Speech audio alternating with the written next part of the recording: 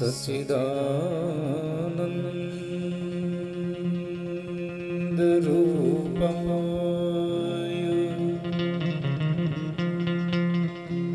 विश्वोत्पत्त्यादि Hathaway तापत्रय विनाशाय श्रीकृष्णाय वयं नमः। श्रीकृष्णाय वयं नमः। बोल द्वारिकाधीश की रामदेव जी महाराज की, सवाराम बापानी सदगुरु भगवान की, आज के आनंद की। प्रेम से बोलो नमः पार्वती पतये हर हर।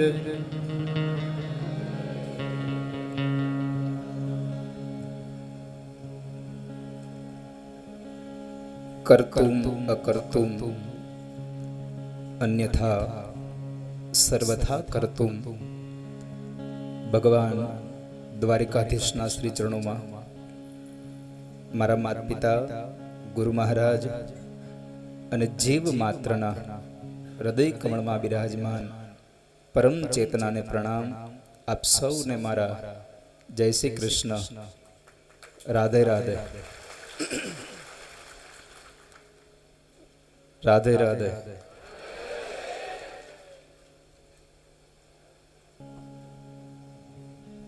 पीपળી ધામની આ પાવન ધરા અને જે જગ્યાએ સવારામ બાપાની આ પરમ ચેતના અહીંયા બિરાજમાન છે અને સદગુરુ વાસુદેવ મહારાજનું આપણે સૌને સાનિધ્ય પ્રાપ્ત થયું છે, ત્યારે મંચ ઉપર વિરાજમાન તમામ પૂજનીય સંતો,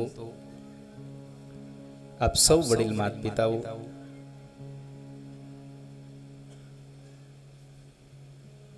રામદેવજી મહારાજની આ પાવન ભૂમિમાં જ્યાં 12 બીજના ધણીનો આ નેજો ફરકે છે અને ત્યારે આપ સૌ જરા અહીંયા બિરાજમાન થયા છો।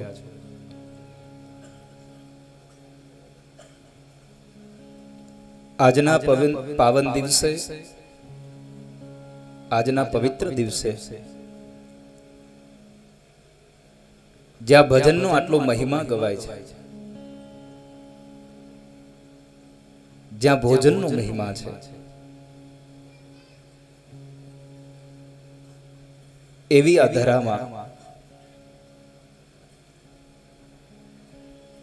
આજે દર્શન કરવા આવવાનું થયું। આજે મારો આ સમય ધન્ય બન્યો। આજે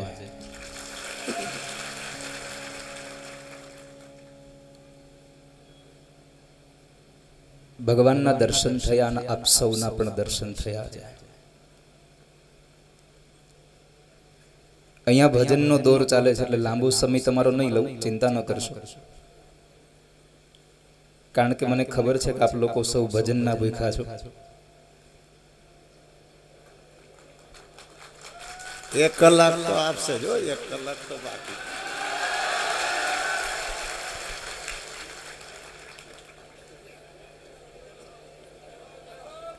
મને બાપુએ કહ્યું કે બાપુ તમને અહીંયા બેઠા બેઠા ફાવશે કે?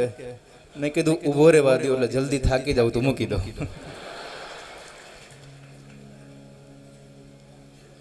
પણ શૈલેષ મહારાજે પણ ખૂબ સારા ભજનો ગાઈને આપણને ખૂબ આહલાદિત કર્યા। એમને પણ એકવાર તાળીઓથી વધાવો।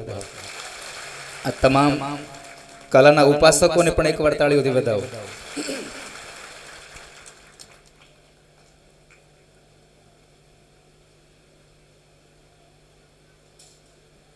બાપુ કપડું તૂટે ને તો સોય દોરો હોય તો સંધાય, કપડું તૂટે તો સોય દોરાથી સાંધવું પડે, લોખંડ તૂટે તો વેલ્ડિંગ કરવું પડે એમને, ભજન તૂટે તો શું કરવું પડે? ભજન તૂટે તો ભગવાનના નામથી જ પાછો એનો સાંધો લાગે, એમનો સાંધો ન લાગે. એટલે અહીંયા ભજન હાલતું હતું, તમારે ચા પાણીનું ભોજન હાલતું હતું,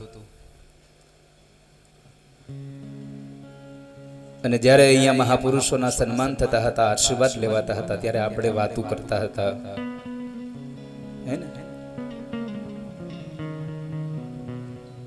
તો આવું હું મારી વાણી પુષ્પને ભગવાન ઠાકોરજીના ચરણોમાં સમર્પિત કરું એમના પહેલા 1 મિનિટ માટે બડે ભાવ સે ગાઈએ.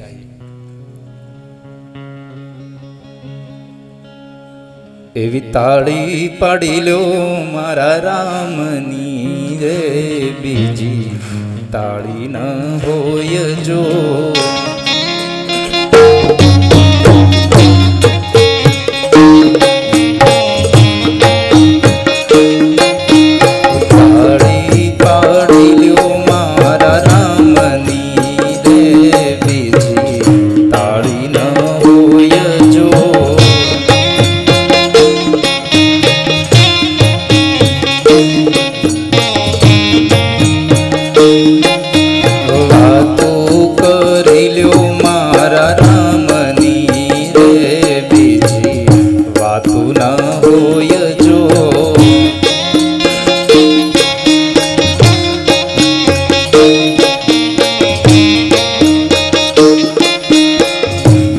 શબ્દો શું છે? આપ સૌને પ્રશ્ન કર્યો મેં, ધૂનના શબ્દો શું છે? તાળી પાડો તો તાળી પાડવાનું કીધું છે મેં અહીંયા. ઘણા લોકોને તાળી પાડવામાં એટલી આમ શરમ આવતી હોય, પણ આપ સૌના માટે એક શબ્દ નરસિંહ મહેતાએ આપણને કહ્યો છે કે હરિને ભજતા આજ દિન સુધી કોઈની લાજ જતા અમે દીઠી નથી. અને તમે એમ માનો છો કે તમે સવારના 6 વાગ્યા સુધી અહીં ભજનમાં બેહો એટલે તમને રંગ લાગી ગયો? ના, જ્યાં સુધી તમારી બાજુમાં શું થઈ રહ્યું છે એનું ભાન તમને છે, ત્યાં સુધી તમને કોઈ જાતનો રંગ ચડ્યો નથી, યાદ રાખજો. સમરણ કરી લો સીતારામ ના રે, બીજા સમરણ ના હોય જો.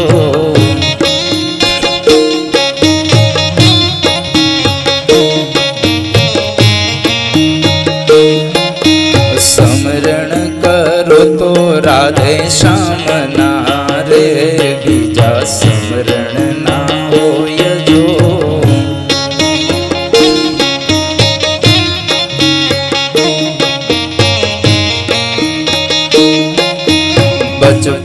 બચપણમાં ઘણો ફેર છે રે, બચપણ કોને કહેવાય જો.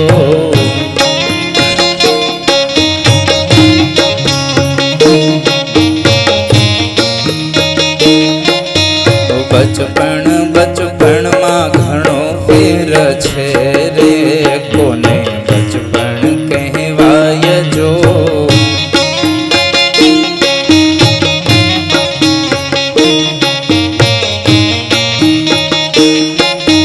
બચપણમાં ધ્રુવજીને હરી મળ્યા રે, એને બચપણ કહેવાય જો.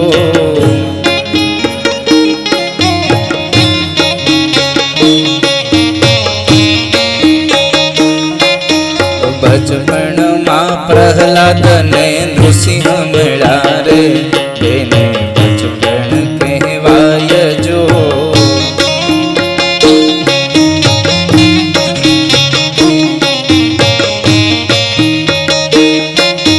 તાળી પાડી લ્યો મારા રામની રે, બીજી તાળી ના હોય જો.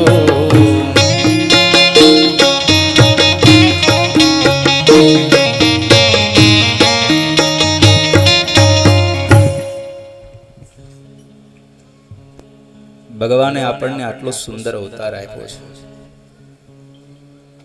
અને એમાં પણ તમે બધા તો કેટલા બળભાગી છો કે તમને આવા સદગુરુનું સાનિધ્ય પ્રાપ્ત થયું છે.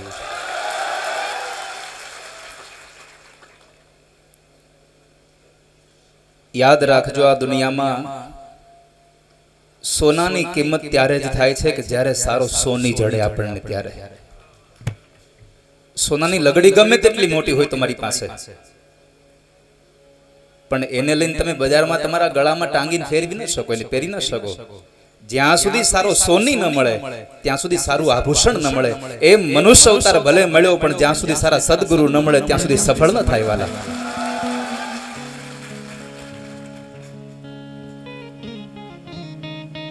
આ સવારામ બાપાની ચેતનામાં આપણે બેઠા છીએ. આ એનું ભજન આપણને અહીંયા ખેંચીને લાવે છે.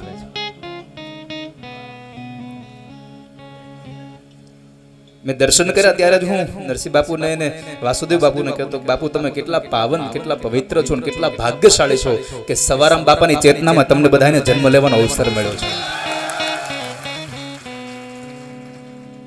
નહીં તો જન્મ તો બધા જ લે છે ને મરે પણ બધા છે, પણ જેનો જન્મ સુધરે એનું જીવન સુધરું ગણવું સમજો. જન્મ ક્યારે સુધરે? જ્યારે પરમાત્માનું ભજન થઈ જાય. બાકી તો ભગવાન આદિ શંકરાચાર્ય મહારાજ કહે, પુનરપી જનનમ પુનરપી મરણમ પુનરપી જનની જઠરે શયનમ. જીવાત્માનો જન્મ અને મૃત્યુ તો આ બધું ક્રમ ચાલ્યા જ કરવાનું છે. અને એક વાત યાદ રાખજો, આ જગતમાં સૌથી વધારેમાં વધારે દુઃખ કોઈ જો હોય તો પરમ શ્રદ્ધેય ભગવાન સુખદેવજી મહારાજે વ્યાસમુનિને કહ્યું કે પિતાશ્રી, મારે સંસાર નથી સ્વીકારવો, કારણ આ સંસારમાં જન્મ અને મરણ જેવું બીજું દુઃખ બીજું છે જ નહીં આ દુનિયામાં. માના ઉદરમાં આવીને ઊંધેલું ટકવું, માના ઉદરની અંદર માં જે કઈ પોષણ લે, જે કઈ પણ પોષણ લે, એ પોષણનો એ રસ પ્રવાહ આપણા શરીરને સ્પર્શ કરે. ભાગવતજીમાં લખ્યું છે, જીવની ઉત્પત્તિમાં લખ્યું છે કે માના ઉદરમાં જે જીવાત્મા છે એ જીવાત્માને 6ઠા મહિનાથી ખંજવાળ આવે છે. શું કામે ને? માં જે તીખા અને ખાટા પણ રસો ખાય છે ને, એ રસો દ્વારા એને ખુજલી આવે છે અંદર જીવાત્માને ગર્ભમાં, ચટકા ભરે છે. અને 7મા મહિને એ ગર્ભ માના ઉદરમાં જે મળ અને મૂત્રા રાખવાનો જે ખાડો છે ત્યાં ભગવાન નાખે છે. આ ભાગવતજીમાં લખ્યું છે. અને પછી જીવ ગર્ભને અંદર ભગવાનને સ્તુતિ કરે કે હે ભગવાન, તમે મને છોડાવો, તમે મને છોડાવો, તમે મને છોડાવશો તો હું ક્યારેય તમને ભૂલીશ નહીં. પણ આ જગતનો નિયમ છે ને કે બધા જ સ્વાર્થના સગા છે, બધા જ જીવાત્માઓ સ્વાર્થના સગા છે. મારો ને તમારો જ્યાં સુધી સ્વાર્થ છે ત્યાં સુધી આપણને બધાને ઓળખીએ છીએ. જેવો સ્વાર્થ પતી ગયો એટલે કોણ હું ને કોણ તું. રામચરિત માનસ તો ત્યાં સુધી કહે છે કે સુર નર મુનિજન સબકી યહ રીતિ, સ્વાર્થ કારણ કરહી પ્રીતિ. આ જગતના તમામ જીવાત્માનો નિયમ છે. પત્ની પણ પોતાના પતિને પ્રેમ ત્યાં સુધી કરે છે જ્યાં સુધી સ્વાર્થ છે. જ્યારે પતિ કમાતો હોય ત્યારે દીકરાઓ પણ એમ કહેતા હોય કે મારા પિતાશ્રી છે, એમને આવો બેસવા દો, પાણી ભરી દો. જેવું આ શરીર કમાતું બંધ થાય અને ખાટલામાં પડી જાય એટલે શું કહે, હવે તમે બેહો ને ખબર પડે નહીં ને. જો કે મને એક વાતની તો સમજણ પડતી જ નથી કે આપણને ખબર કઈ પડશે. આપણને ખબર ક્યારે પડશે? જો જ્યારે બાળક નાનું હોય ત્યારે માં એમ કે, વડીલો એમ કે, એ નાનો છે ને કે ખબર જ નથી પડતી. યુવાન થઈ અને લગ્ન થાય એટલે પત્ની ઘરમાં આવે એટલે પત્ની પાડોશીની બૈરાઓ સાથે વાતો કરતા હોય ને વાતોમાંથી કઈક વાત નીકળે એટલે તરત પત્ની ઓકે, હવે તમારા ભાઈ થાવ ભોળા, એને ક્યાં કઈ ખબર જ પડે છે. એટલે યુવાની એમાં ખબર ન પડી. વૃદ્ધ થઈ ત્યારે દીકરાઓ એમ કે તમે બેહો ચાલુ મના, તમને કઈ ખબર ન પડે. આપણને ખબર ક્યારે પડશે? ખબર ત્યારે પડશે જ્યારે આવા સદગુરુનું શરણ મળશે વાલા, જ્યારે ભજન મળશે. ભોજનથી તમારા એક ટકની ભૂખ ભાંગશે, ભજન તમારા ભવો ભવની ભૂખ ભાંગી નાખશે વાલા. અને આ ભજનની તો આ બધી તાકાત છે. આ ભજનની જ બધી તાકાત છે. અને અહીંયા તો 18 વર્ણ આવીને ભજન કરે છે.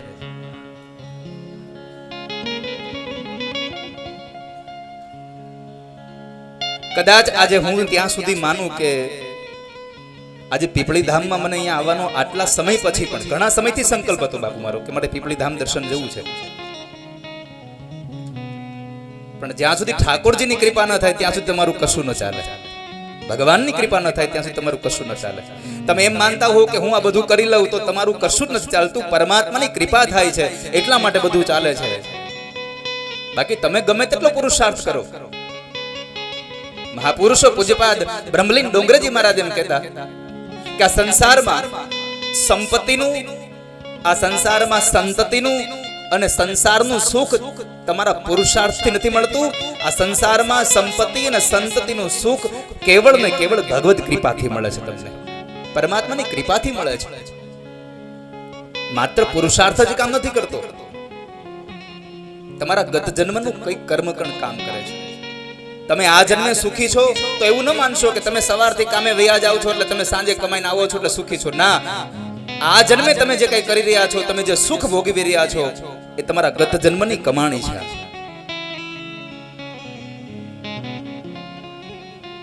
તમારા ગયા જન્મનું કર્મ છે. જો ગયા જન્મનું કર્મ આ વખતે ભોગવીએ છીએ તો એટલું તો નક્કી રાખજો કે આવતા સમયમાં પછી આવનારા જન્મમાં શું કરશું, એટલે આ જન્મે કંઈક સારું કર્મ કરી લઈએ આપણે. આ જન્મે સારું કર્મ, ભગવાને આપણને મનુષ્યત્વ આપ્યું છે. 84 લાખ યોનીમાં સૌથી જો મોંઘામાં મોંઘો કોઈ દેહ હોય તો એ છે મનુષ્ય જીવન. ભગવાન વેદવ્યાસે ભાગવતીના 11મા સ્કંદમાં લખ્યું કે દુર્લભો માનુષો દેહો દેહિનામ ક્ષણ ભંગુર.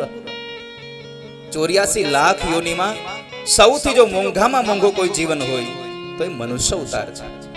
અને એ પણ કેવો ક્ષણ ભંગુર, ક્યારે આવીને કાળ પકડી જાય એનો કોઈ ભરોસો નહીં,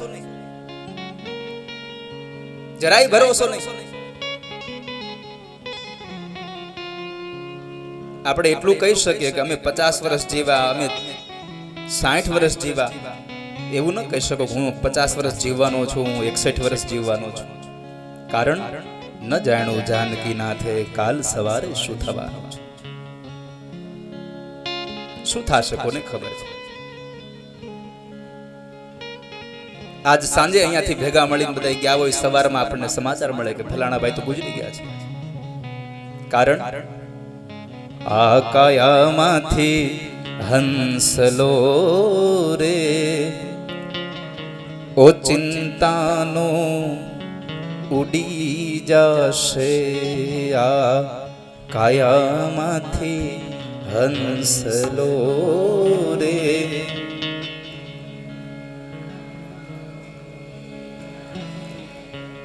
મને એવું લાગે છે બાપુ, ઓલા હેલ્પર આવે ને, ઘરે લાઈટ વહી ગઈ હોય અને આપણે ઇલેક્ટ્રિશિયન ને બોલાવીએ તો આવતા વેત સીધો આમ જે કઈ છેડો હોય પકડી લે છે. શું કરે પેલા આવીને, શું કરે તમને પૂછું છું. આવીને પેલા ટેસ્ટ રડાડે હે ને. તો કદાચ બની શકે આ માવઠું હોય, આવનારા સમયમાં અહીંથી હુકમ થાય તો હેલી આવે હાથ દીની. અડધી રાતનો મજર છે ને એટલે કદાચ ઊંઘમાં હશો, નહીં સમજાય, પછી સમજાશે. અને આપ સૌ ભાગ્યશાળી એટલા માટે છો કે આવતીકાલે એકાદશી છે અને એકાદશીના આગમનનું તમે જાગરણ કરી રહ્યા છો. તમારો ઉજાગરો નથી, આ જાગરણ છે.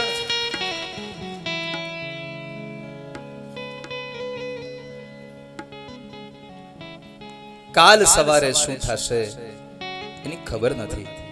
ક્ષણભંગુર અવતાર છે મારો તમારો. અને જરાય આમ મનમાં એવો વેમ ન રાખતા કે આપણા ગયા પછી આપણને બધા યાદ રાખશે. આપણી બીજી પેઢી આપણો ફોટો ઉતારી મૂકી દેવા દે છે. અરે બીજી પેઢીની વાત તો બહુ દૂર રહી, આપણી પોતાની પેઢીને પણ દિવાળીથી દિવાળી સુધી આપણા ફોટા ઉપરથી રજ ઉતારવાનો સમય નહીં હોય. એ તો સમાજના લોકો કઈ કહે નહીં એટલા માટેથી આપણો ફોટો લગાવે, નકર ન્યા એને ક્યાં આપણે કઈ લેવા દેવા છે. જીવને શ્વાસ તણી સગાઈ ઘરમાં ઘડી ન રાખે ભાઈ. આ તો બધાયને સ્વાર્થનો એક સંબંધ છે. તમને યાદ ઈ કરશે કે જ્યારે તમે ભજન કર્યું છે અને તમારા ભજનના પ્રભાવે કંઈક સત્કર્મ કરીને ગયા હશો તો તમને સમાજ યાદ કરશે. આજ સવારામ બાપાને આટલા વર્ષો પછી પણ યાદ કરવો પડે છે. એનું મૂળ કારણ છે એનું ભજન તપસ્યા બોલે છે, એનું ભજન બોલે છે.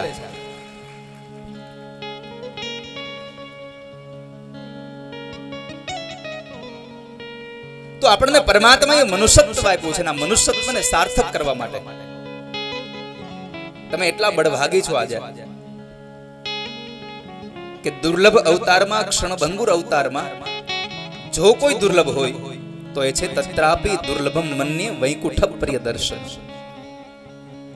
સૌથી મોંઘામાં મોંઘું કોઈ દુર્લભ હોય તો ભગવાનનું ભજન કરવું, ભગવાનના ગુણાનુવાદને ગાવા માટે જવું. ભગવાનના ગુણાનુવાદને ગાવા માટે જવાની વાત તો એક બાજુ રહી, એમાં જવાનો વિચાર કરવો એ પણ તમારા કેટલાય ભવની કમાણી હશે ત્યારે તમને થાય છે. ભાગવતજીનું મહાત્મ્ય કહે છે કે ભાગ્યોદયેન બહુજન્મ સમર્જિતેન સત્સંગ મમ ચ લભતે પુરુષો યદાવે અજ્ઞાન હેતુકૃત મોહ મદાંધકારમ નાશમ વિદાય હિ તદોદયતે વિવેક.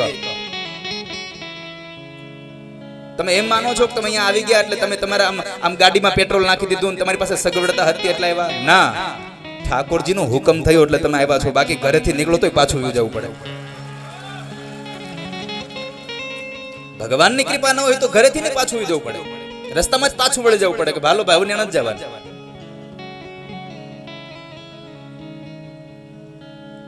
તમારા અનેક જન્મના સત્કર્મનું ભાથું ભેગું થયું. ભાગ્યોદયેન બહુ જન્મ સમર્જિતે. તમારું ભજન તમને અહીંયા લઈને આવ્યું છે. તમારા સત્કર્મની પુનાઈની પૂંજી તમને અહીંયા લઈને આવે છે. તો આ જન્મમાં જો દુર્લભમાં દુર્લભ હોય કોઈ હોય તો એ છે પરમાત્માનું ભજન થવું, ભગવાનના ગુણાનુવાદને સાંભળવા. અને એમાં પણ તમે આ તો મધરાતે ભગવાનના ગુણાનુવાદને સાંભળો છો. તમારું જીવન ધન્યતાની ઓર જાય છે. હવે બગડે નહીં એની કાળજી રાખજો બસ. આંગણામાં ઉભેલી ગાય કે ભેંસ આપણને દૂધ આપી દે છે, એ સારું જ દૂધ આપે છે. એ બગડે નહીં એની કાળજી આપણે રાખવી પડે છે. આ દુનિયામાં માણસને પોતાનું ઘર ન બગડે એની કાળજી લેવાની તૈયારી હોય છે. માણસને પોતાનું શરીરનું કપડું ન બગડે એની કાળજી તૈયારી હોય છે. તમામ વસ્તુની તૈયારી હોય છે કે મારું કશું બગડવું ન જોઈએ. માણસને પોતાનું જીવન બગડી જાય એની કોઈ તૈયારી નથી હોતી.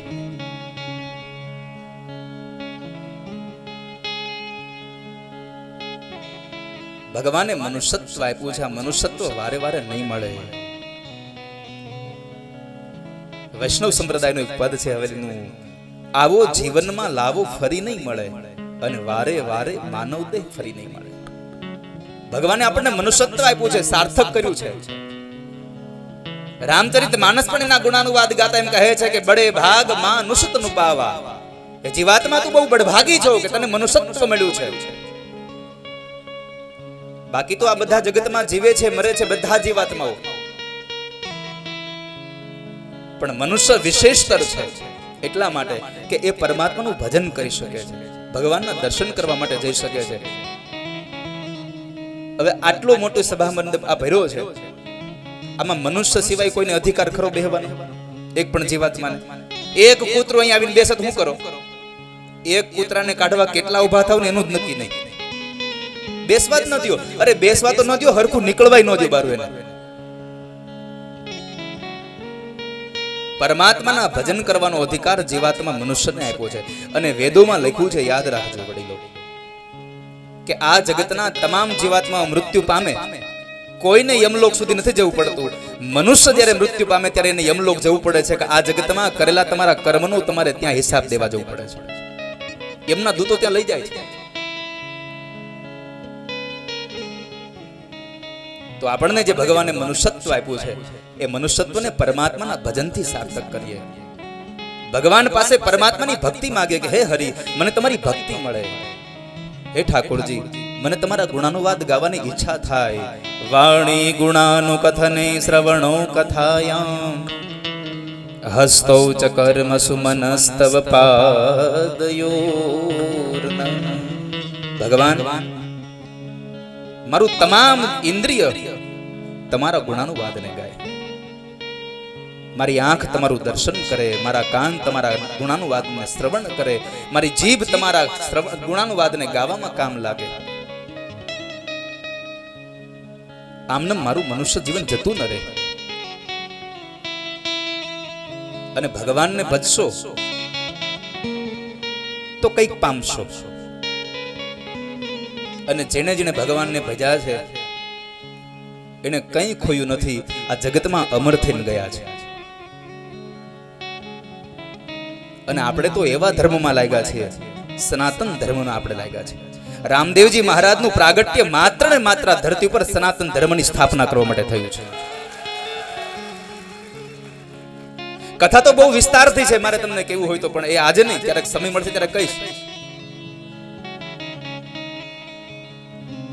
કૃષ્ણ અવતાર પૂરો કર્યો, રામદેવજી અવતાર ધારણ કર્યો માત્ર ને માત્ર સનાતન ધર્મ પ્રાપ્ત કરવા, અહીંયા સ્થાપવા માટે. માં ભવાની અને ભગવાન શિવ બે બેઠા છે. અને એ સમયે ભગવાન શિવ જ્યારે ધર્મની વાતો કરતા હતા, સત્સંગની વાતો કરતા હતા, ભજનની વાતો કરતા હતા, અને માં ભવાનીએ પ્રશ્ન કર્યો, ભગવાન મને જવાબ તો આપો, કયો ધર્મ પંથ મંગલકારી? આ જગતમાં કયો ધર્મ પંથ એવો મંગલકારી છે? અને ત્યારે ભગવાન શિવ એમ બોલ્યા છે કે ભવાની, આ જગતમાં કોઈ જો ધર્મ, કોઈ મંગલકારી ધર્મ હોય તો એ માત્ર ને માત્ર સનાતન ધર્મ છે. એ સનાતન ધર્મમાં આપણે, એ સનાતન ધર્મની એ બાગના આપણે જરા પુષ્પો છીએ. અને પુષ્પ હંમેશના માટે સુગંધ જ આપે. આપણે એ પણ ખાસ કાળજી રાખવી કે આપણે પુષ્પ બન્યા છીએ આ સનાતન ધર્મના, તો સનાતન ધર્મના પુષ્પ તરીકે આપણી પણ ફરજ છે આ સમાજને સુવાસ જ આપી, આપણામાંથી દુર્ગંધ ન નીકળે એની આપણે તૈયારી રાખવી જોઈએ, આપણે કાળજી રાખવી જોઈએ.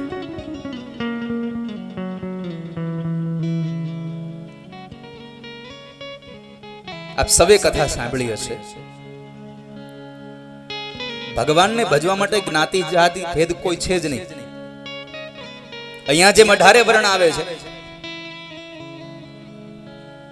પરમાત્માના દરબારમાં, અને આ દરબાર અહીંયા પણ કઈ નથી હો, આ તો આપણને ખાલી આ જાણકારીના ભેદ છે. બાકી તમને હું જ કહી દઉં કે અહીંયા તમને પણ જરાય જ્ઞાતિવાદ નથી. જ્યારે તમારે જરૂર પડે ત્યારે, માણસને જરૂર પડે ત્યારે જ્ઞાતિવાદ ક્યાંય નડતો નથી કોઈને. હવે સામાન્ય રીતે સમજો કે તમે આપણા જ કોઈ સ્નેહીજન કે બારગામ ગયા છે ને એનું એક્સિડન્ટ થયું અને એને હોસ્પિટલમાં દાખલ કર્યા, આપણે પહોંચી જઈએ ત્યાં અને ડોક્ટર એની સારવાર કરતા એમ કહે કે ભાઈ 2 બોટલ આપણે લોહી જોશે, તમે બ્લડ બેંકમાં જાઓ અને લોહી લઈ આવો. તમારા હૃદય ઉપર હાથ રાખીને કયો, એ સમયે ન્યાજન કોણે કીધું મને બ્રાહ્મણનું લોહી આપજો, મને ક્ષત્રિયનું લોહી આપજો, મને શૂદ્રનું લોહી આપજો, મને વૈશ્યનું લોહી, ગમે તેનું પણ લોહી આપો મને, કારણ મારે લોહીની જરૂર છે. જ્યાં સુધી જરૂરિયાત છે ત્યાં સુધી તમને ક્યાંય વર્ણભેદ નડતો નથી. જરૂરિયાત પતી જાય એટલે વર્ણભેદ આવે છે બધો. ત્યાં આપણે કોઈ દિવસ નથી કીધું કે મને આનું લોહી આપો.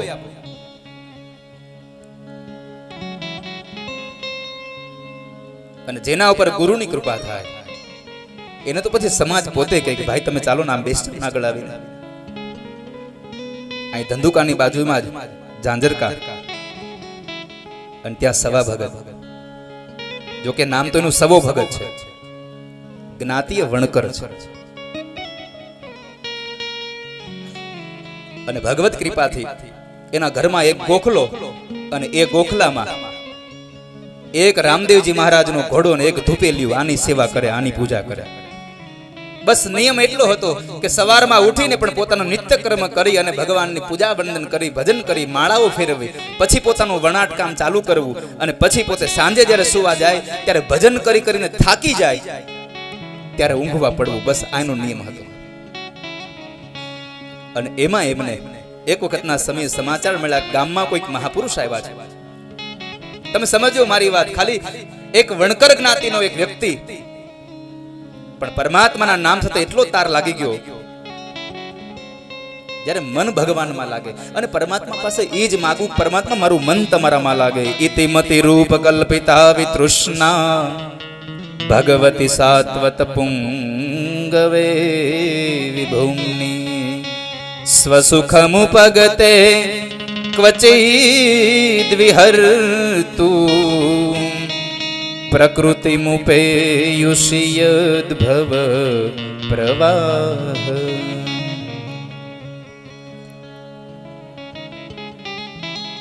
જેણે મૃત્યુને જીતી લીધું છે એવા દાદા ભીષ્મને જ્યારે બાણશૈયા મળી અને ભગવાન કૃષ્ણ જ્યારે ઉત્તરાયણના સમયમાં સામે આવીને ઉભા રહ્યા અને કહ્યું કે દાદા હવે કાળને બોલાવી લો.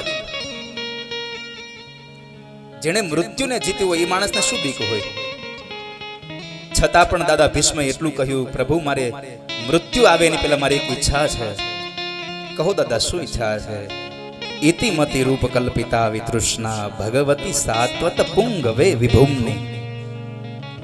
દાદા પ્રભુ મારી ઈચ્છા ઈ છે કે મારી મતિરૂપી કન્યા તમારી હારે પ્રણાવી છે. મારે ભગવાન હારે લગ્ન ત્યારે થાય જ્યારે તમને પરમાત્માના નામની લગ્ની લાગે, ભગવાનના નામની લગ્ની લાગે.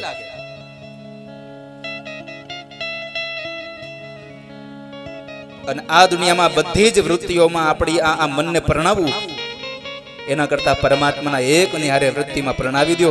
આ જગતના તમામ સુખો તમારા ચરણોમાં આવીને ઉભા રહી જશે, તમારું મન પરમાત્મામાં લાગે તો. અને મને એ પણ કહો, ઠાકોરજી જેવો આ દુનિયામાં તમને બીજો મૂર્તિઓ મળે ક્યાં? ભગવાન કૃષ્ણએ હાસ્ય કરીને કીધું, અરે દાદા પણ તમારી આ મતિરૂપી કન્યાને તમે મારી હારે પરણાવવા માંગો છો, પેલા તમારી કન્યાને તો પ્રશ્ન કરો કે એને હું ગમું છું કે નહીં? એને હું ગમું છું? અને ત્યારે દાદા ભીષ્મએ કહ્યું, ભગવાન મારી વાત સાંભળો.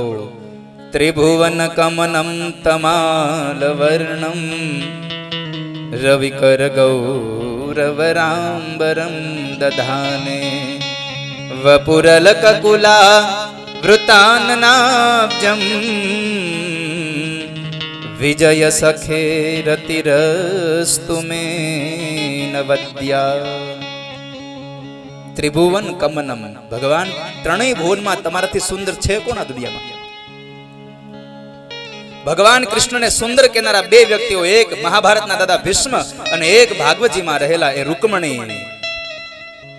રૂકમણીએ પણ ભગવાનને જ્યારે પત્ર લખ્યો, પ્રભુ મને સ્વીકારો, ત્યારે એને પત્રનો શરૂઆત કરતા લખ્યું, શ્રુત્વા ગુણાન ભુવન સુંદર શૃણવતાંતે. હે ભુવન સુંદર, તમે સાંભળો.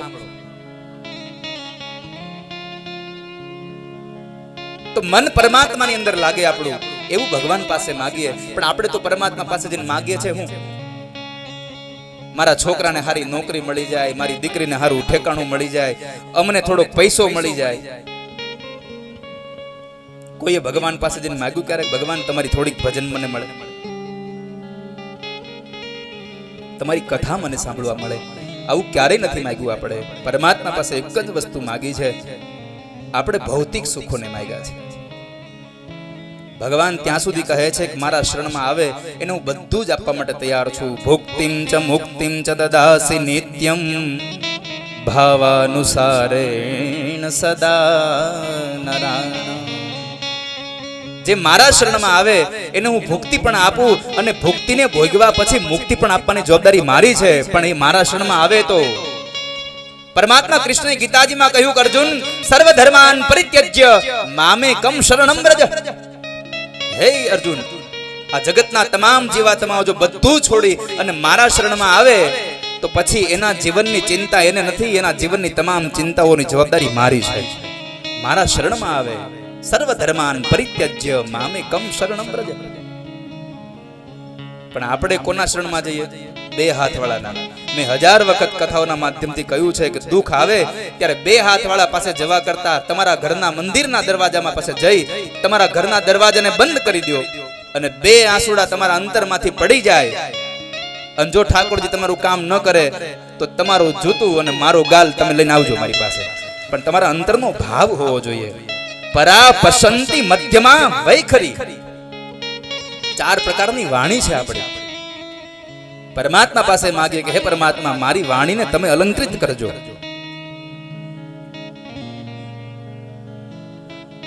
આપણી વાણી અલંકૃત થાય. એટલે તો આપણા ગુજરાતના એક ભક્ત કવિએ દાસ વલ્લભે પણ માતાજીને જ્યારે ગરબાઓ લખ્યા એમાં લખ્યું, વાણી આપો ને પરમેશ્વરી રે બહુચરા ગુણ તમારા ગવાય. વાણી આપો ને પરમેશ્વરી રે બહુચરા ગુણ તમારા ગવા. મને વાણી એવી આપો કે મારા તમારા ગુણાનું વાત ને ગવાય. 4 પ્રકારની વાણીઓ છે આપણી.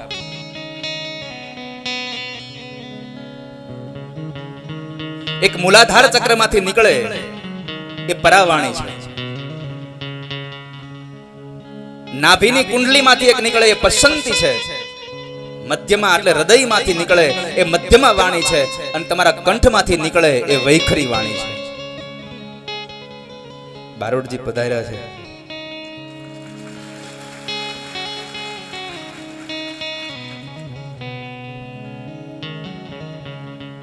ચાર પ્રકારની વાણી આપણી પવિત્ર બને.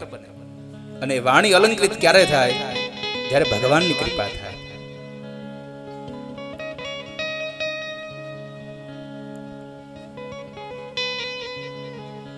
પરમાત્મામાં તમારું ભજન વધે. તો રોજનો આ ક્રમ હતો સવા ભગતનો કે પરમાત્માના ગુણાનુવાદને ગાવા, ભગવાનના ગુણાનુવાદને ગાવા. રામદેવજી મહારાજની ઉપાસના કરે અને એમાં એક વખતના સમયે સમાચાર મળ્યા કે ગામના પાદરની અંદર એક મહાત્માજી આવ્યા છે. ક્યારેક એને ઈચ્છા થાય તો રડવા લાગે છે, ક્યારેક ઈચ્છા થાય તો ખૂબ ખડખડાટ હસવા લાગે, ક્યારેક ઈચ્છા થાય તો ભોજન કરે છે, ક્યારેક ઈચ્છા થાય તો સૂઈ જાય છે, ક્યારેક બોલતા પણ નથી, ક્યારેક બોલે પણ છે. એટલે સવો ભગત હતો, એનું મન ત્યાં જોડાયું. અને જેમ અત્યારે અહીંયા આટલી જનમેદનીમાં આટલી ભક્તોની આ હાજરીમાં આવું ભજન થાય છે, એ વખતે એ પણ ત્યાં ઝાંઝરકામાં પણ એ ગામના પાદરમાં બધા જ લોકો આવીને બધા ત્યાં 18 વર્ષ ત્યાં બેસતા. પણ એ સમયે તો છૂત અછૂતનો ખૂબ ભાવ હતો, ભેદ હતો. એટલે સવા ભગતનું મન ત્યાં લાગ્યું એટલે પોતે જાય છે ત્યાં. પણ પોતે જાતીય પોતે વણકર હતા એટલે બધા લોકો જે બેઠા હતા એની બાજુમાં બહાર થોડે દૂર બેસી ગયા. પણ જે મહાત્માજી રામગરજી મહારાજ હતા એમની નજર પડી એમના ઉપર. અને યાદ રાખજો, તમારા સ્વરૂપને જોઈને કોઈ તમારી સામે નહીં હસે, તમારા સ્વભાવને તમારા કર્મને જોઈને તમારી સામે હસશે. ત્યારે હસ્તિનાપુરના દરબારમાં જ્યારે ભગવાન કૃષ્ણનું સન્માન થવાતું હતું અને આખું હસ્તિનાપુર શણગારવામાં આવ્યું, આખી બજારો લોકોના ભીડથી ઉભરાઈ ગઈ. અને ભગવાન કૃષ્ણનો રથ જ્યારે આવે છે, બે બાજુની જે લાઈનો હતી લોકોની, એ લોકોની લાઈનોની પાછળ વિદુર અને સુલભાબે ઉભા હતા. અને છતાં પણ બધાની સામે નજર કરતા કરતા ભગવાન કૃષ્ણે સૌની છેલ્લે ઉભેલા વિદુર અને સુલભાની સામે જોઈ આંખો બંધ કરી અને ભગવાને હાસ્ય આપ્યું કે કાકા, તમારું આમંત્રણ સ્વીકાર્ય છે, હું તમારે ત્યાં આવી રહ્યો છું. કારણ વિદુર અને સુલભાનો ભાવ હતો, ભાવ હિ વિદ્યતે દેવો તસ્માદ ભાવ હિ કારણમ. ભગવાનને ભાવથી ભજો. અને હમણાં જ કહ્યું કે પરમાત્માને જે યાદ કરે છે એને પરમાત્મા યાદ કરે છે. ભગવાન કૃષ્ણએ ગીતાજીમાં કહ્યું છે કે યે યથા મામ પ્રપદ્યન્તે તામ તથૈવ ભજામ્યહમ. કૃષ્ણ મને જે યાદ કરે એને હું યાદ કરું છું. મને ભજે તે મારા હે અર્જુન, મને ભજે તે મારા.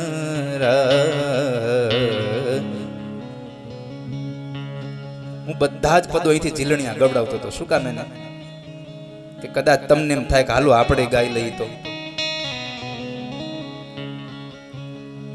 તો ભગવાનને જે યાદ કરે છે એને ભગવાન યાદ કરે છે.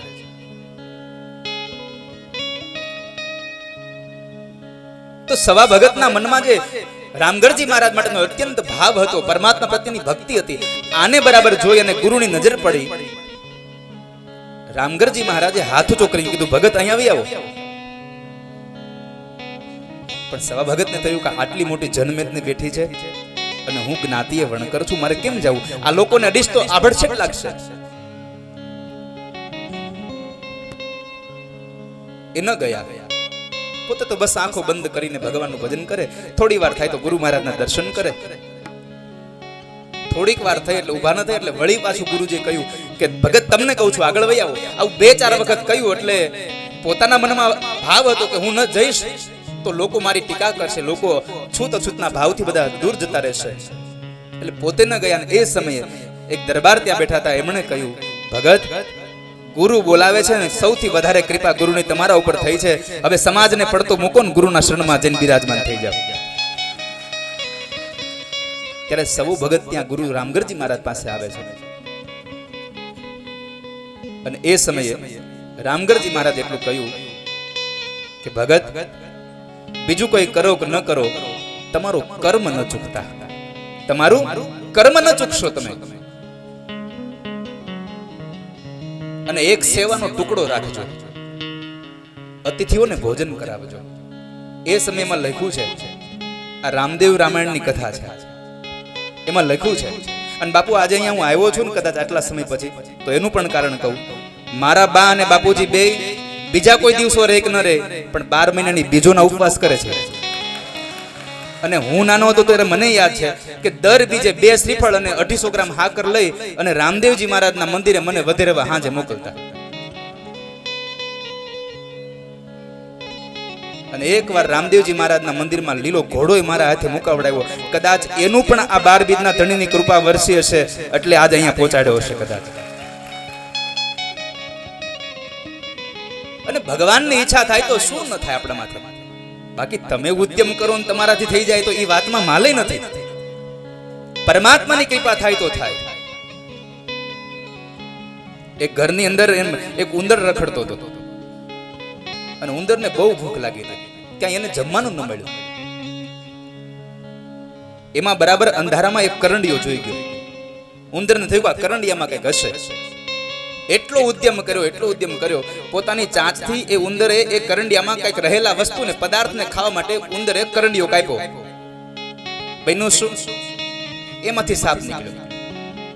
ઉંદર કાપે કરંડિયો. ઉંદરને કંઈક ખાવું હતું એટલે કરંડિયો કાપ્યો, પણ પોતે જ ખવાઈ ગયો. સાપ ઉંદરને ખાય.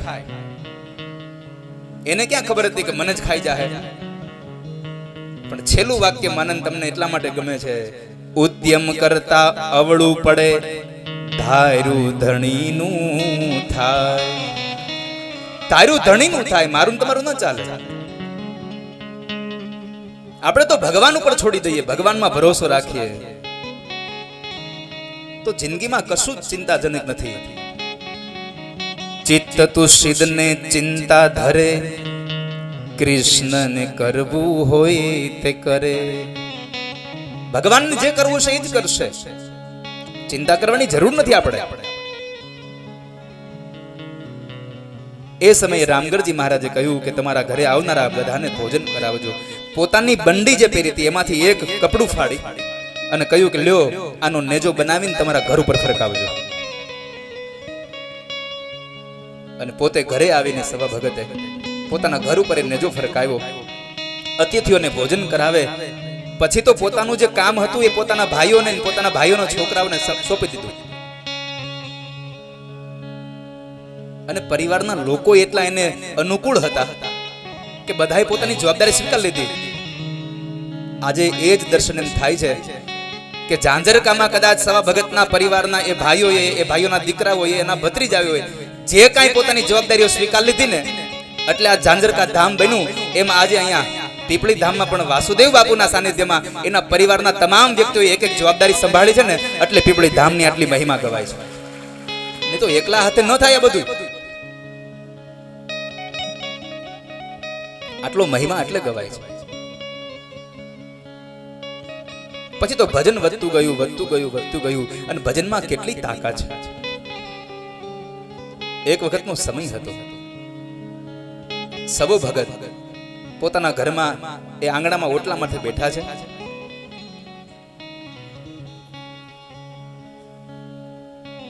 ભગવાનના નામની માળા હાથમાં છે. 12 બીજના ધણીનું ભજન કરે છે. અને એમાં બરાબર ગામમાં એક ઘટના ઘટી. એક સુતારની દીકરી સાસરે હતી. એ મળવા આવેલી અને એનો એકનો એક 16 વર્ષનો દીકરો મૃત્યુ પામ્યો. આખા ગામમાં શોક છવાઈ ગયો. અને બરાબર જ્યારે એ દીકરાની એ ભાણેજની નનામી નીકળી, આખું ગામ રોકકળ કરે. એ દીકરાની માં એની પાછળ દોડતી ગાંડી થાય. એ સમયે જ્યારે એ નનામી લઈને ડાઘુઓ નીકળે છે, સવા ભગતના ઘર પાસે જ નીકળ્યા એટલે એમણે જોયું, એમણે નનામીને ઊભી રખાવે છે, નીચે મુકાવી શબના દર્શન કર્યા. એમણે શબને 4 પરિક્રમાઓ કરી. પગના તળિયાથી લઈ અને મસ્તકની શિખા સુધી એમણે પોતાના હાથમાં રહેલો ભગવાનના નામનો જે ફેરવેલો જે બેરખો ભજન હતું, જે માળા હતી, એ માળાને પોતાને એ શબને આમ ફેરવા કરે. બધા લોકો વિચાર કરે કે કરે છે શું? અને સવા ભગતે ત્યાં પ્રતિજ્ઞા કરી કે જો આ શબમાંથી આ બાળક બેઠું ન થાય તો હું મારો જીવ ત્યાગ કરી દઉં, અહીંયા પ્રાણ ત્યાગી દઉં. લોકો ખડખડાટ હસી પડ્યા કે ભગત આવી પ્રતિજ્ઞાઓ કરવામાં કોઈ મરેલા ઊભા થયા છે તાજ થાય? પણ એ સમયે અંતરમાંથી પોકાર થાય, નાભીમાંથી અવાજ નીકળે. યાદ રાખજો એક વાતને, તમારી નાભીમાંથી નીકળેલો અવાજ તમારી આજુબાજુનો વ્યક્તિ સાંભળે કે ન સાંભળે એની મને ખબર નથી, પણ નાભીમાંથી નીકળેલો અવાજ ઠાકોરજી સાંભળે છે, એમાં સંશય નથી વાલા. ભગવાન સાંભળે છે, પણ તમારો અવાજ આર્તનાદ હોવો જોઈએ, અંદરથી નીકળેલો અવાજ હોય, ભાવથી નીકળેલો અવાજ હોવો જોઈએ. અને જ્યારે છેલ્લે પગના તળિયેથી લઈને મસ્તક સુધી જ્યારે એ માળાનો સ્પર્શ કરાવતા આવે, અને એ સમયે જ્યારે મસ્તકે આવીને માળા ઊભી રહી, એ 16 વર્ષના દીકરાનું જે શબ લઈને જતા હતા એની આંખો ખુલી છે. આંખો ખુલી એટલું જ નહીં, એ શબમાંથી એ દીકરો બેઠો થયો, અને ત્યારથી એ સવાનાથ એ ઝાંઝરકા ધામ બન્યું છે. માત્ર પ્રતાપ ભજનનો હતો, 12 બીજના ધણીમાં રાખેલો ભરોસો હતો. ભગવાનના નામનો ભરોસો રાખીએ. પરમાત્માએ જે મનુષ્યત્વ આપ્યું છે સાર્થક કરીએ. ભગવાને આપણને મનુષ્યત્વ આપ્યું છે, મનુષ્યત્વને સાર્થક કરવા માટે આપણું જીવન પરમાત્મામય બને, ભગવાનનું ભજન કરે. ભવે ભવે યથા ભક્તિ પાદયોસ્તવ જાયતે તથા કુરુષ્વ દેવેશ નાથ સ્ત્વમ નો યતઃ પ્રભુ. ભાગવતજીના 12મા સ્કંદનો એક અધ્યાયમાં એક રહેલો શ્લોક, ભવે ભવે યથા ભક્તિ. ભગવાન મને તમારી ભક્તિ થાય. હે નારાયણ, મારી ઇન્દ્રિયો તમારા ગુણાનુવાદને ગાય, મારી ઇન્દ્રિયો તમારામાં લાગે. અને આ દુનિયામાં સૌથી શ્રેષ્ઠ કોઈ સાધન હોય તો પરમાત્માનું નામ છે. નામ સંકીર્તનમ યસ્ય સર્વ પાપ પ્રણાશનમ. આ દુનિયાના જેટલા પણ પાપો કરો તમે, એ પાપમાંથી મુક્ત કરવા માટેનું કોઈ શ્રેષ્ઠ સાધન હોય તો એ છે ભગવાનનું નામ. પરમાત્માનું નામ તમને શ્રેષ્ઠ છે. નામ સંકીર્તનમ યસ્ય સર્વ પાપ પ્રણાશનમ પ્રણામો દુઃખ શમનસ તમ નમામિ હરિમ પરમ. ભગવાનના ગુણાનુવાદ એ તમારા મારા બધાના પાપને બાળી નાખે છે. માટે પરમાત્માના ગુણાનુવાદને ગાજો, ભગવાનના ગુણાનુવાદને ગાજો, ભજનનો મહિમા રાખજો જીવનમાં. પરમાત્માએ આપેલા મનુષ્યને સાર્થક કરજો. આ જગતમાં જીવન સાર્થક ત્યારે થશે કે જ્યારે આપણા મનુષ્ય અવતારથી ભગવાન ઠાકોરજી રાજી થાય.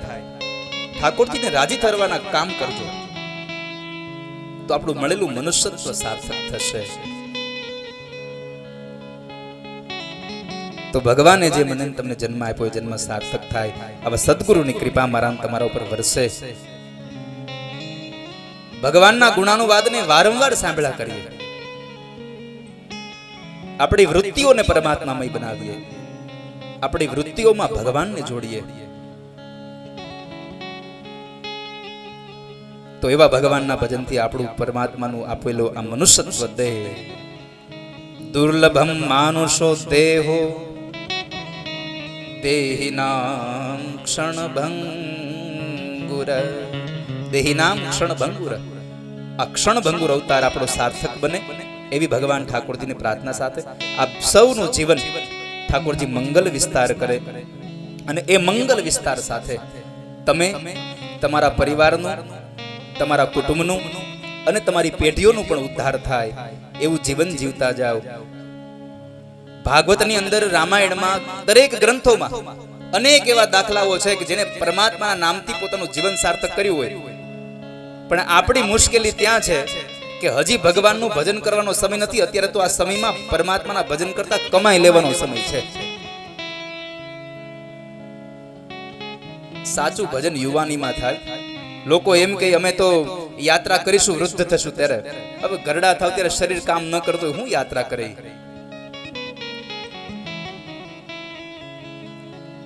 એટલે યુવાનીમાં પરમાત્માનું ભજન કરજો. પ્રહલાદજી મહારાજે યુવાનીમાં ભગવાનનું ભજન કર્યું. ધ્રુવજી મહારાજે ભગવાન યુવાનીમાં ભજન કર્યું. 5 વર્ષનો ધ્રુવ પરમાત્માને પ્રાર્થના કરે. 7 વર્ષનો પ્રહલાદ અસુર યોનિનો બાળક ભગવાનને પ્રાર્થના કરે કે હે ભગવાન, તમે મારા ઉપર કૃપા કરો. અને આપણા ઉપર ભગવાનની જ કૃપા છે. ધ્રુવજીએ જ્યારે ભગવાનને કહ્યું, યોંતઃ પ્રવિશ્ય મમ વાચમિમામ પ્રસુપ્તામ સંજીવયત્યખિલ શક્તિધર સ્વધામના. ભગવાન, હું જે કાંઈ બોલી રહ્યો છું, જે કાંઈ સાંભળી રહ્યો છું, એ બધી જ તમારી કૃપા છે. મારી ઇન્દ્રિયોની તમામ તો એવી પરમાત્માએ આપણને જે મનુષ્યત્વ આપ્યું છે એને સાર્થક કરવા માટે એક જ સાધન છે, કેવલ હરિનામ સંકીર્તનમ. હરિનામ સંકીર્તનમ કલો કેશવ કીર્તનાદ. ભાગવતજીનો મંત્ર છે, કલો કેશવ કીર્તનાદ. તો કળયુગની અંદર પરમાત્માનું ભજન કરજો, જેટલું બને એટલું સત્કર્મ કરજો. બસ એટલું જીવન, એવું જીવન જીવજો કે આપણું જ્યારે કંઈક અહિત થાય અને એમાં બધું જ લૂંટાઈ જાય પણ આપણને કાંઈ ન થાય. એટલે આપણે એટલું કહીએ છીએ કે અમારા ગવઢિયાના પુણ્ય આડા આવ્યા, આપણા ગવઢિયાએ પુણ્ય કર્યા એટલે આપણને આડા આવ્યા. આપણી આવનારી પેઢીને બોલવા માટે લાયક આવે ને એવું કર્મ કરીને જાજો, બીજું કઈ કરો કે ન કરો. આપણી આવનારી પેઢી એમ કહે કે અમારા ગવઢિયાના કામ પુણ્ય આડા આવ્યા. બાકી કોઈની 25 વીઘા જમીન, 25 લાખ રૂપિયો બેંકમાં પડ્યો, કાંઈ આડું નહીં આવે. તમારું કરેલું સત્કર્મ જ આડું આવશે, તમારું કરેલું ભગવાનનું ભજન જ આડું આવશે.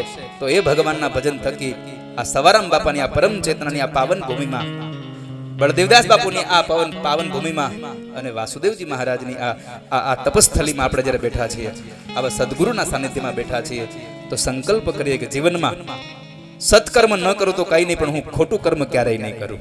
સત્કર્મ કરું કે ન કરું, પણ હું ખરાબ કર્મ નહીં કરું. સત્યનો હું ઉપાસક બનીશ, હું સત્યને હું મારી સાથે રાખીશ. તો આવું જીવન જીવાઈ જાય તો પણ આપણું જીવન ધન્ય બને. એ ભાવ સાથે મારી વાણીને ભગવાન ઠાકોરજીના શ્રી ચરણોમાં હું વિશ્રામ આપું, એ વાણીને ભગવાનના ચરણોમાં હું સમર્પિત કરું. એ સાથે 2 મિનિટ માટે બડે ભાવ સે ગાઈએ. તમે મને માયા લગાડી મારા વાલા, તમે મને માયા લગાડી રે, તમે મને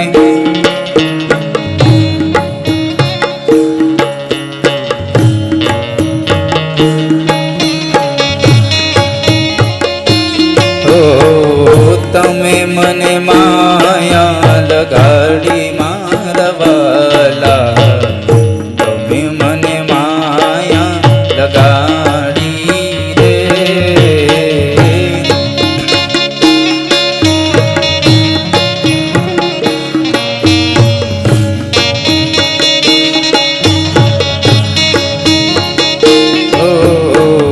દ્વારિકાનો નાથ મારો રાજા રણ છોડ છે, તેણે મને માયા લગાડી રે.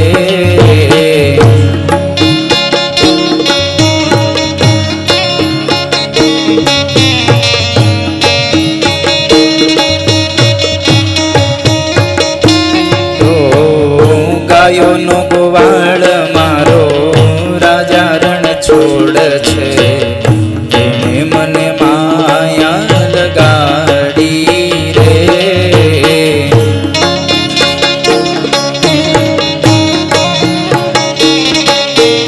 बड़े भाव से तालियों के साथ તમે મને માયા લગાડી મારા વાલા,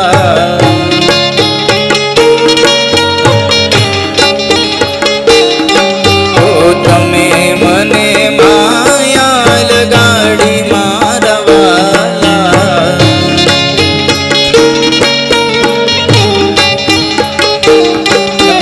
સામે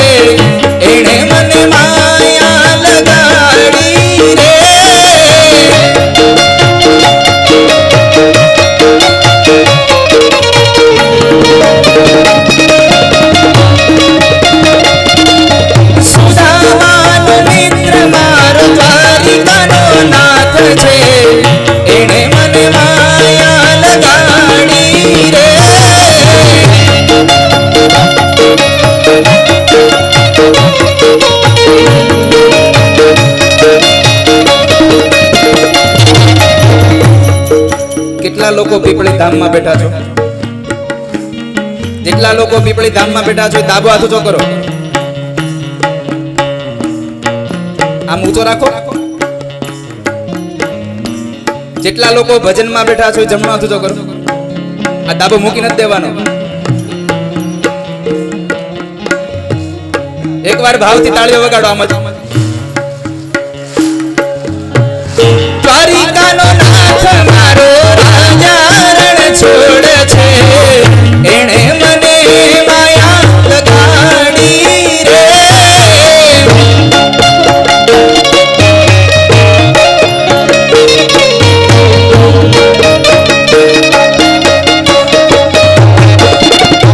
ગાયોનો ગોવાળ મારો રાજા રણ છોડ છે, એણે મને માયા લગાડી રે.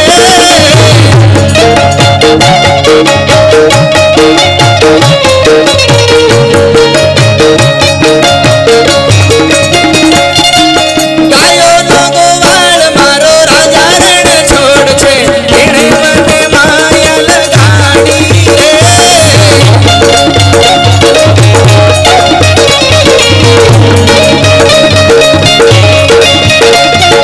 માખણનો ચોર મારો રાજા રણ છોડ છે, એણે મને માયા લગાડી રે.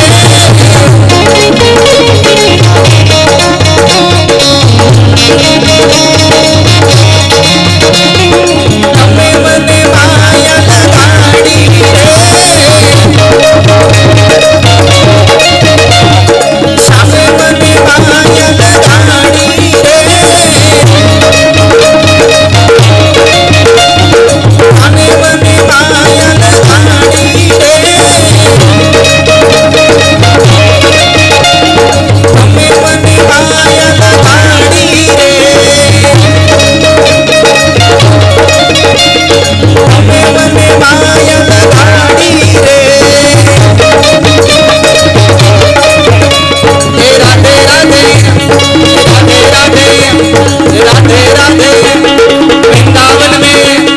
वृंदावन में मथुरा में, फरसाने में, नंदगांव में, रमण रेत में, रासलीला में, यमुना तट में, बंसीसुर में. प्रेम से बोलो, भाव से बोलो. पीपली धाम में, पीपली धाम में, कथा भवन में, भजन वचन में. प्रेम से बोलो, भाव से बोलो. राधे राधे, राधे राधे, राधे राधे, राधे राधे, राधे राधे, राधे राधे, राधे राधे, राधे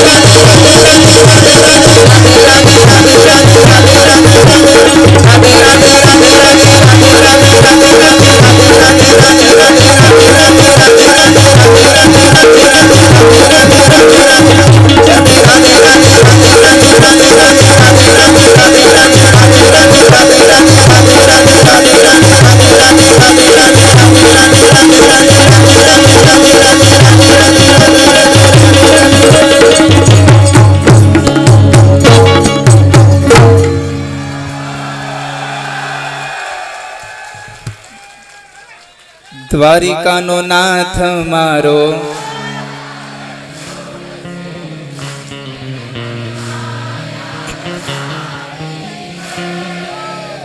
ગાયોનો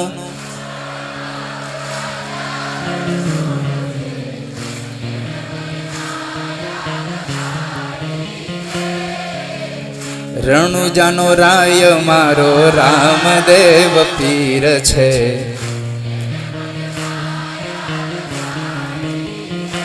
એ પીપળી ધામનો રાજા રણ છોડ છે.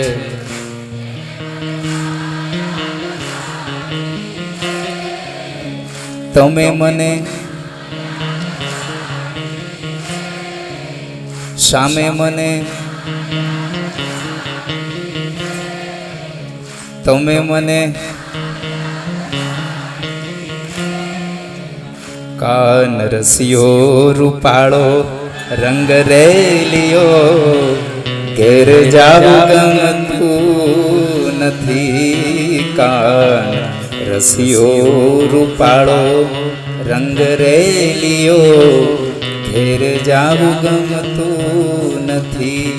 મારે માથે છે યમુનાજીની હેલ રે, ઘેર જાવું ગમતું નથી. ભજ મન શ્રી રાધે, ભજ મન શ્રી. માથે યમુનાજીની હેલ એટલે પાણી નથી ભર્યું. યમુના એટલે આધ્યાત્મિક અર્થમાં ભક્તિ છે, અને જેની માથે ભક્તિની હેલ હોય એને પરમાત્માના ધામમાંથી બીજે જવાની ઈચ્છા થાય જ નહીં સાહેબ.